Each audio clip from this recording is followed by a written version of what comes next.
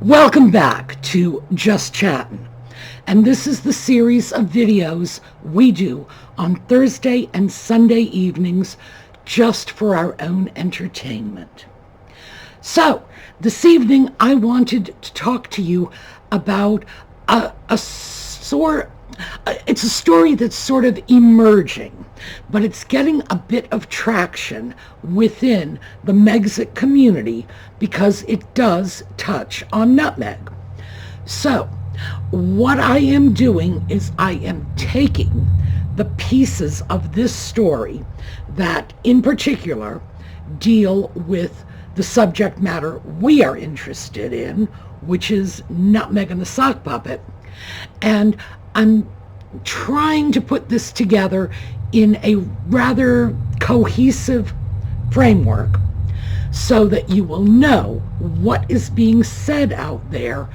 But I do have to caution you, fair warning, what I am about to tell you is a connect the dots story, and some of it is well supported, some of it is pure speculation. So, when we come back,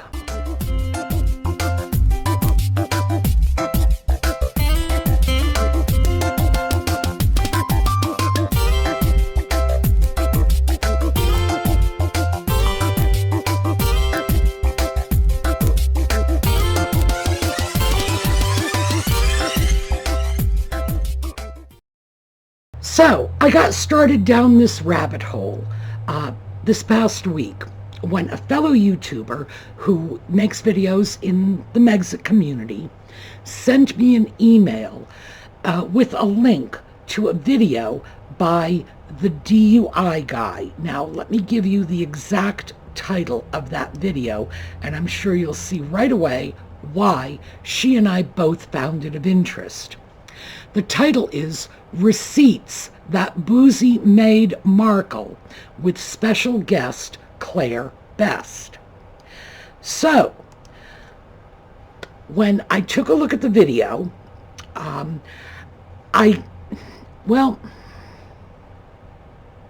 it's an hour and 20 minutes.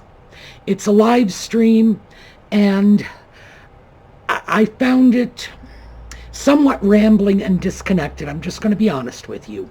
There is a link in the video notes. If you want to go check it out, by all means do so.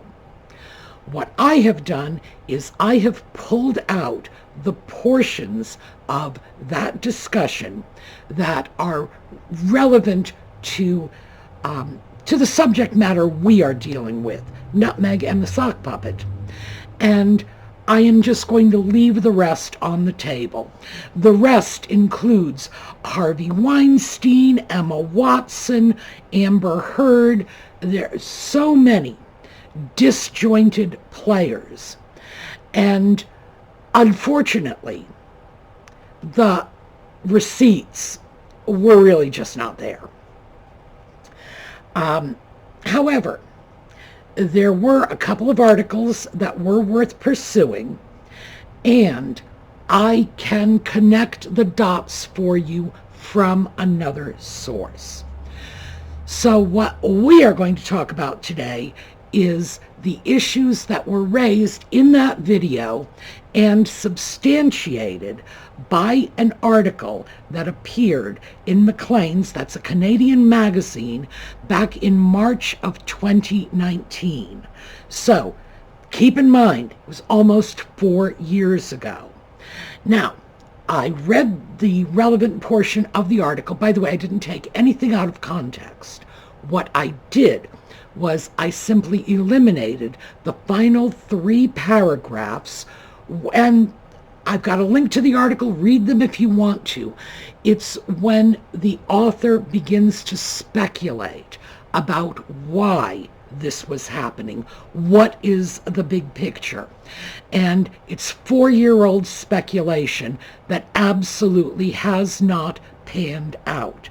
And just, spoiler alert, it involves Russian plots. So, let me just get the article out here to you. As I say, I'm reading it. I apologize for the lack of photos of the major players.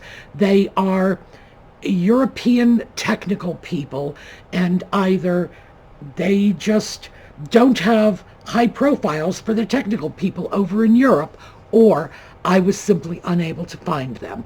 But I have done the best I can to give you at least a little bit of some visual interest. Now, here's the article.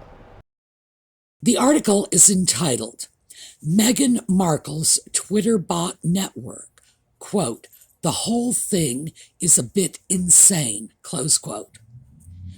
It was written by Patricia Treble and published on March 12, 2019 by McLean's magazine, and this is a Canadian publication.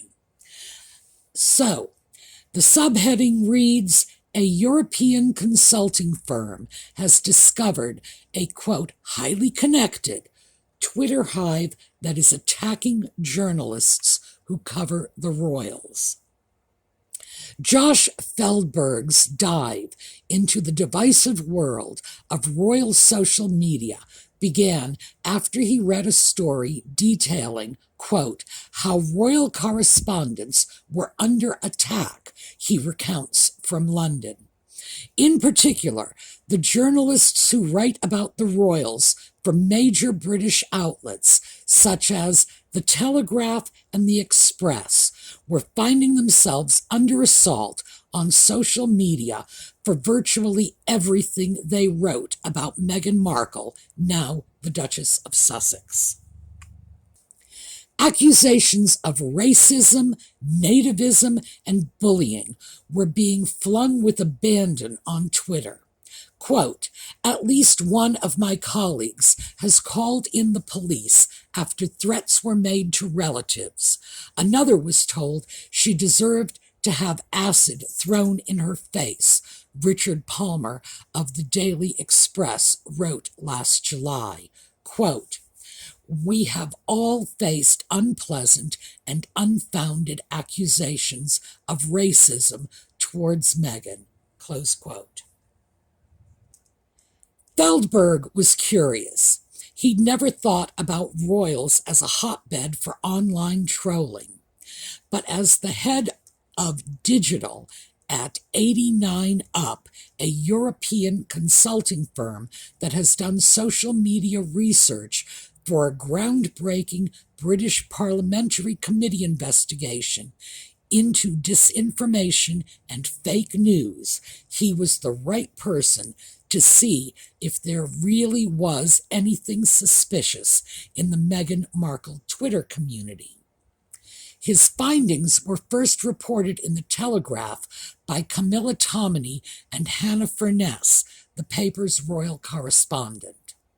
Tominey, a veteran royal reporter, has been the focus of what 89up called an, quote, orchestrated attack by this network, he discovered. Quote, the whole thing is a bit insane, really, Feldberg tells McLean's. Using data tools and software to track keywords such as Duchess of Sussex and hashtags including hashtag Markle, he and his colleagues were able to extract relevant tweets, then analyze them for interconnections. With 89up CEO Mike Harris, Feldberg detailed their analysis in a report, quote, is there a Duchess of Sussex bot network? 89up found, quote, 1,103 highly interconnected Twitter accounts in a network who share content about the Duchess of Sussex obsessively, close quote. While very few of those accounts appear to be automated, classic bot accounts, Feldberg's report found that, quote, many have unusual features suggesting there could be collusion or automation behind some of the accounts, close quote.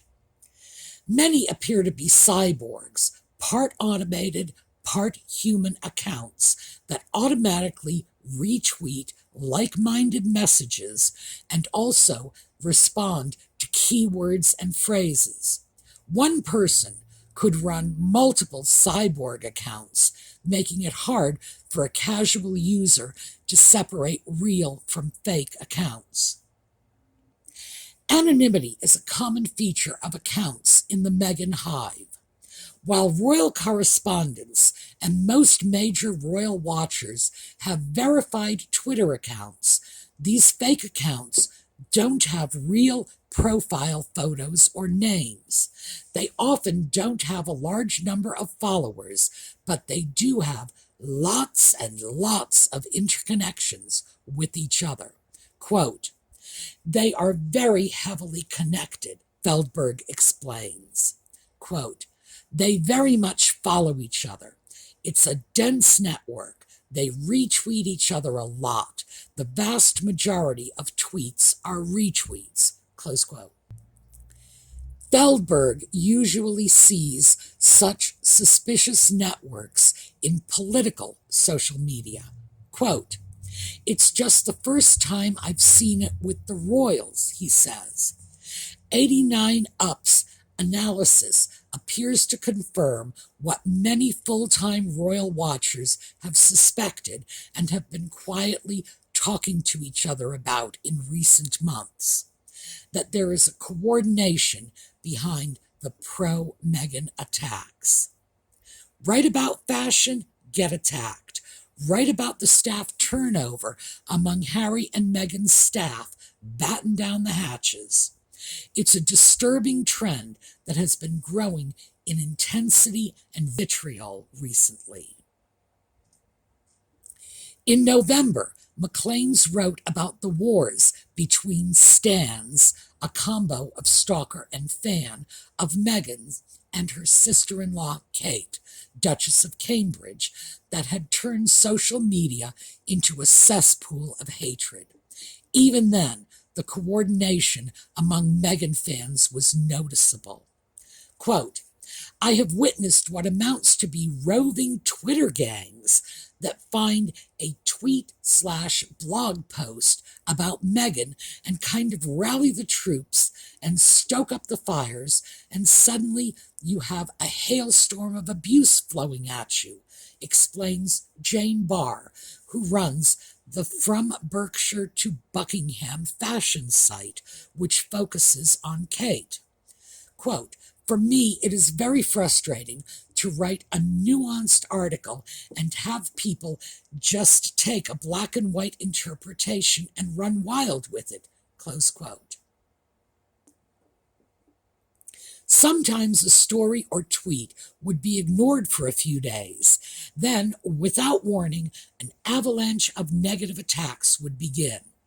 One royal watcher went through 89up's list of the top interconnected Meghan hive accounts and realized she'd blocked almost every one of them for abusive language.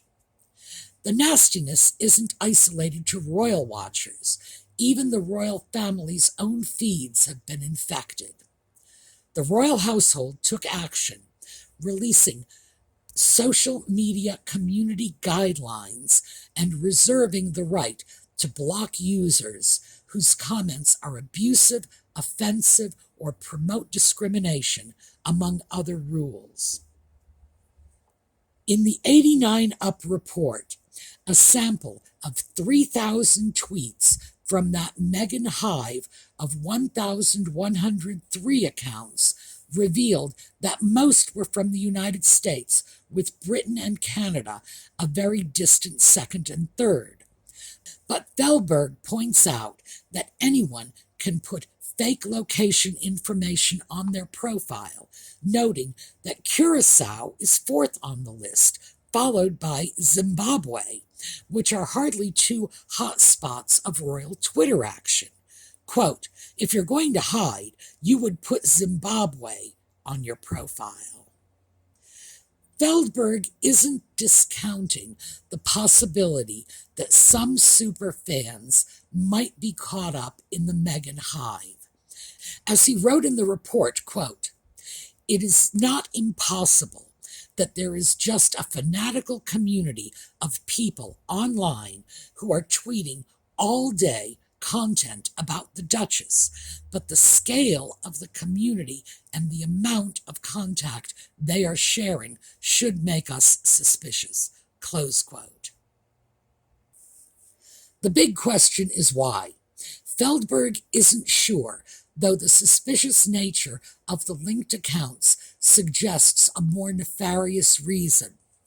As he wrote in the report, quote, "The prevalence of strange Twitter usernames and the overlap between accounts that tweet primarily about politics but also tweet extensively about the Duchess could point to an orchestrated campaign to manipulate public opinion by an organization or state."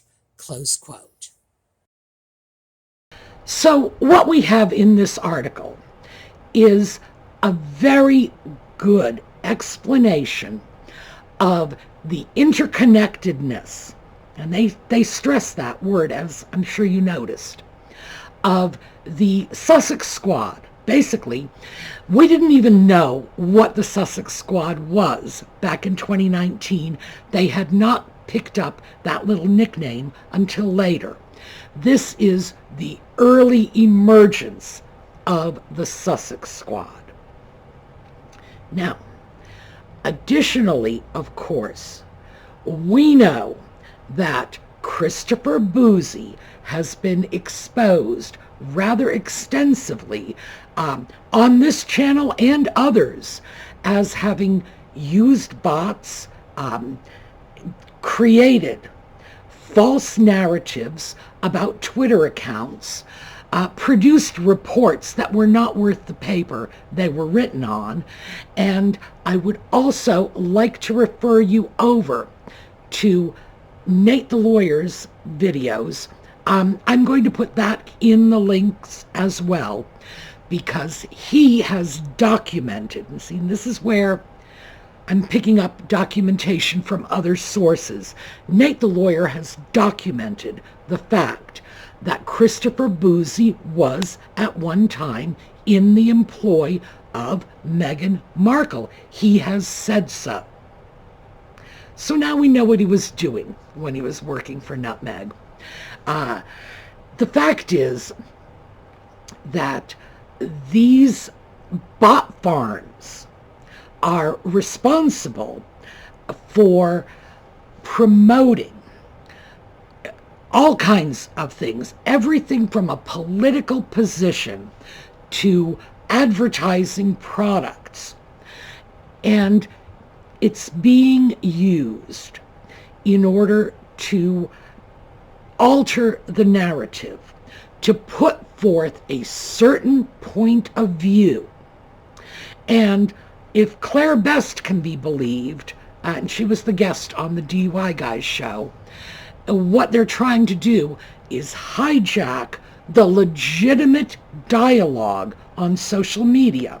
In other words, real people citing their real opinions and engaged in back and forth conversation, trying to hijack that, take it in a different direction, which would include creating bots that are pretending to be, for example, pro-Meghan or anti-Meghan, pro-Catherine, and just hijacking the dialogue, throwing their own agenda out there, and essentially deplatforming legitimate opinion.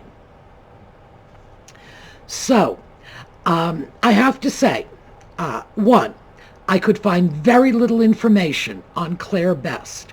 She said in the video that she has a talent agency in Hollywood.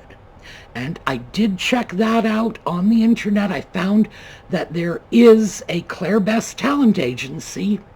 I couldn't find anything more than that, including a website. And one of the targets of this expose she did with the DUI guy was another talent agency, which always kind of makes me a little suspicious. Not that I'm saying anything untoward is going on, but it does make me pick up my ears a little bit. She referenced articles she had written on a forum called medium.com, and I did check her articles. She has 86 followers there, so I'm certainly not going to say she's just a social media influencer, because 86 followers is very good for your grandmother's account, but it's not a social media account. I'm not sure what her background is as a researcher. I'm not sure what really prompted her to get involved in this, or whether she has an agenda. I really do not know. So I'm throwing this all out because these are questions I have whenever I listen to someone who's throwing out research. It's like, I want to see the research. Give me your citations. What the DUI guy calls receipts. Apparently that's becoming a common term that's out there in the ether for documentation. I call it citations because I studied this in an academic environment. So for me, it's citations. More commonly, I will refer to it as documentation. I want to know your documentation. That's first and foremost. Show me where you're getting your facts. Because I'm not going to connect the dots unless you prove to me where the dots are. Don't just say, well, there's a dot over here. No. Sorry, does not wash. But I do have to say that this dialogue, even though I do not believe it was well supported, at least not in terms of the evidence that was presented in the notes of that video, or anything that Ms. Best said. In other words, she would throw out names, but I didn't hear dates, publications, etc., anything that I could use to research this on my own. The fact is that whatever her research was, I couldn't verify it. So it did start me with a couple of articles that I could pick up. The McLean's was the key article.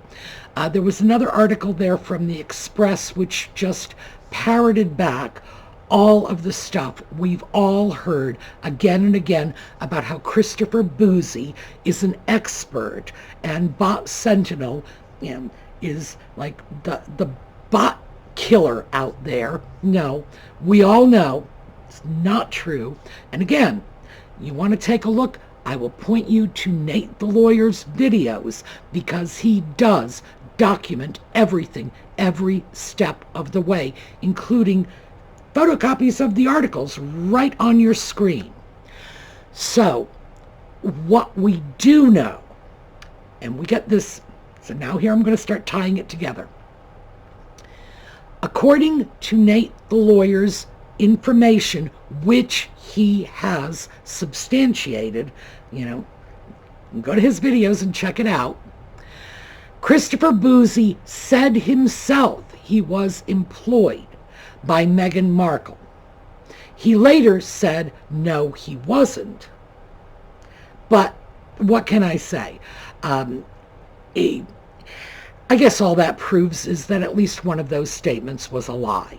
But he did say that he worked for Meghan Markle. We know he is very intimately involved with the Sussex Squad. There are numerous YouTubers in our own community who are continually showing us copies of tweets from Boozy thanking the Sussex Squad for their support of him and Bot Sentinel. We know this. We know they are in bed together. And now it's starting to look like they have been in bed together for a good 4 years. So what we have from these various sources is a picture that I would have to say the DUI guy is correct when he says bots made Meghan.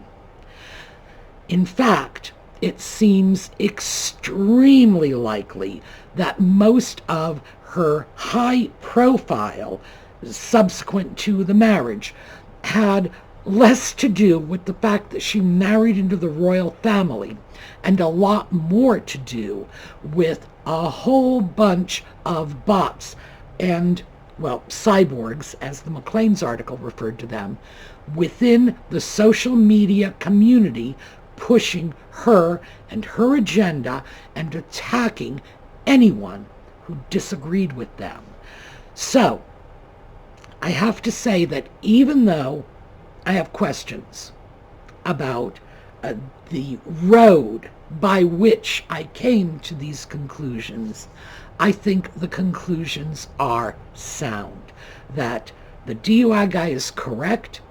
Nutmeg's public persona, the status of, Nutmeg, the victim, Nutmeg, who has been persecuted as a woman of color, Nutmeg standing in social media even, has been the result of the manipulation, the not just deliberate, intentional manipulation, but the bought and paid for manipulation of social media through the use of bots.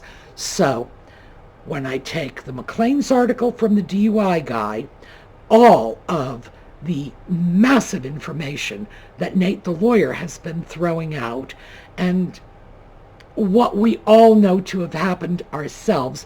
I have done my own research on Boozy, so I'm very, very comfortable with the fact that Bot Sentinel is an utter joke, and this man has a serious history of shady behavior. Let me just put it that way.